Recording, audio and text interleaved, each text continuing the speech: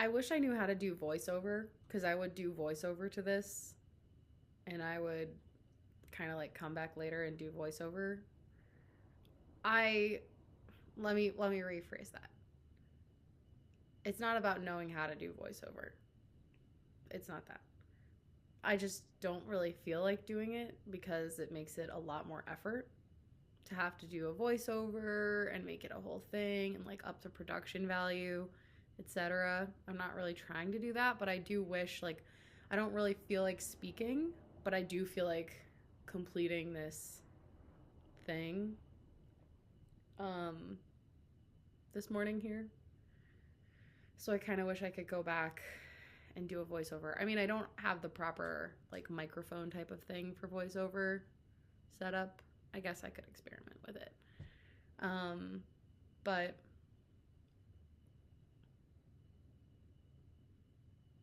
I have a bunch of things I could and want to sort of say.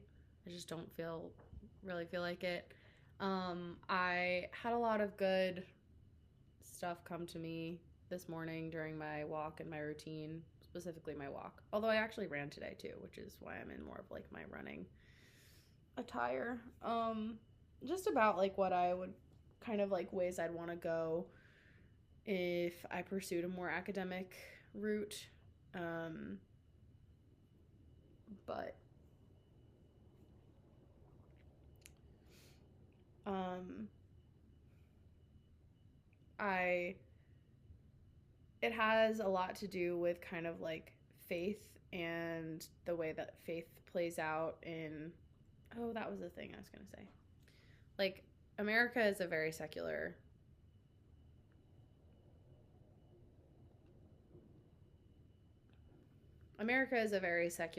country, but I feel like it's secular in its origin, but then because there is this origin story that is so aggressively secular, that the way that faith plays out is much more evangelical and much more kind of dogmatic and maybe even more extreme, because there's like more to defend and evangelize, I wonder.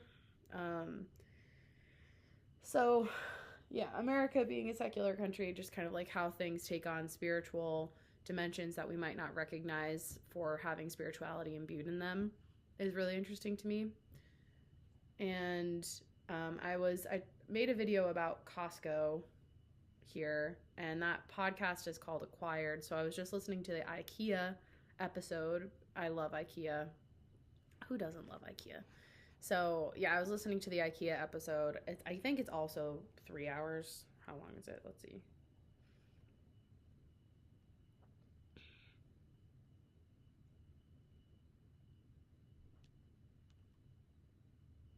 Oh,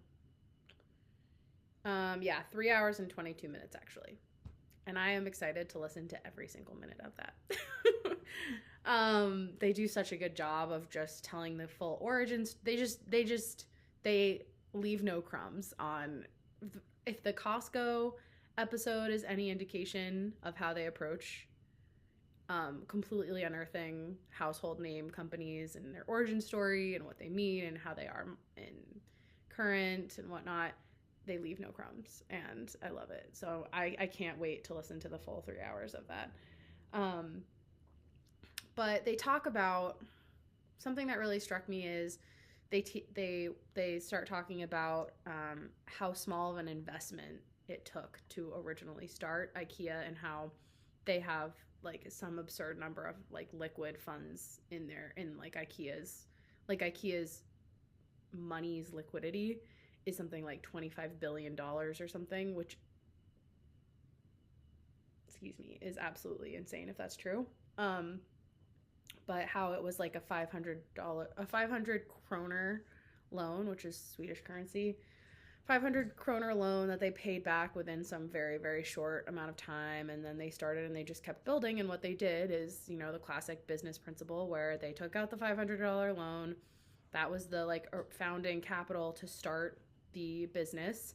And then as they had more, as they made that money back, they paid back the loan.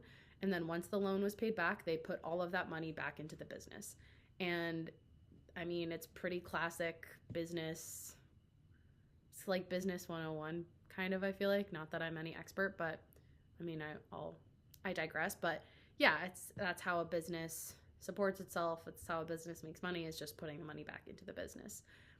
And I'm interested in what spiritual investment looks like, and how the spiritual calculation, um, how that spiritual investment happens, and how that maybe is separate from financial gain or like a business pursuit.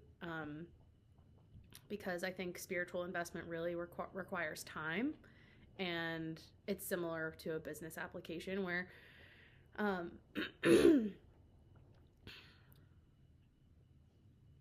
um, time is money in business, and time is your investment for your spiritual development, your psychological development, and you're probably not going to get paid for meditating. You're probably not going to get paid for doing self reflection. You're probably not going to get paid for making art, especially, well, specifically if art isn't your capital interest, but or your profession that pays you. But on top of that, I think a lot of people who are trying to pursue art making don't want to make money from it, because art, for many or most of us, is a spiritual endeavor.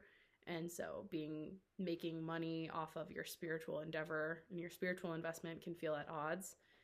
um I am automatically start going to evangelical Christian pastors who have millions of dollars profiting off of their platform, thinking also of multi-level marketing schemes, which are so popular, of like, especially with women coaching figures. I actually can think of some who I kind of know personally, basically selling coaching services that is profiting off of um, the um, spiritual development your of your um, customer, the person you're serving. And I think there's a difference between there's a difference between being compensated for a service, which makes perfect sense, and like what I mean by a multi-level marketing scheme where you've created essentially an empire off of an ego-driven empire off of spiritual development, psychological development, and the betterment of people who are in an inferior position. It feels like an abuse of power. But yeah, that goes down a whole other rabbit hole of kind of like the dark side. But I also think that, yeah, what spiritual investment looks like and how that is or is not similar to investing in a business or investing in something with actual dollar monies involved is just something I kind of want to, it's part of what I want to explore more, along with, which I'm not going to get into right now because I'm already over the time limit that I like to set for myself here, but along with just how technology is used for spiritual development and all the ritual that goes around faith and technology, spirituality and technology. So